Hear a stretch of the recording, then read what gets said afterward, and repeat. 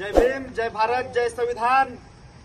दिनांक 15 एप्रिल 2025 रोजी हिंगोली जिल्ह्यातील दी परभणी मध्यवर्ती बँक शाखा हिंगोली या ठिकाणी मौजे पारडा तालुका जिल्हा हिंगोली येथील आमचे वाघमारे बंधू पैसे काढण्यासाठी गेले असता केवळ विड्रॉल चुकल्याच्या कारणावरून तेथील 4-5 बँक कर्मचाऱ्यांनी बँकेच्या बाहेर येऊन त्यांना अतिशय क्रूर पद्धतीने मारहाण केलेली आहे। त्याचबरोबर मारहाण करून सार्वजनिक ठिकाणी अपमानित केलेला आहे, जातीवाचक शिवीगाळ केलेली आहे। घटना घडून 8 दिवस झालेले आहेत, अद्यापपर्यंत पोलिसांनी गुन्हा दाखल करून घेतलेला नाही। ही निंदनीय बाब आहे।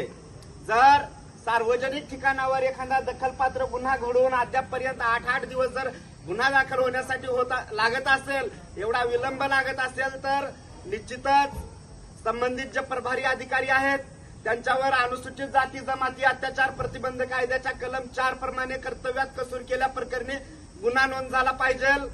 पोलिसांनी तात्काळ ज्याप्रमाणे बँक कर्मचाऱ्यांनी जी खोटी फिर्याद दिली आमच्या वाघमारे बंधूवर, त्यांच्या फिर्यादीवरून अतिशय लवकर तत्परता दाखवल त्याच दिवशी 12 वाजता गुन्हा दाखल केला। शासकीय कर्तव्यामध्ये अडथळा निर्माण केला म्हणून त्यांनी अतिशय तत्परतेने गुन्हा दाखल केला। त्याचप्रमाणे आमच्या जे वाघमारे बंधू आहेत त्यांना मारहाण झालेली आहे।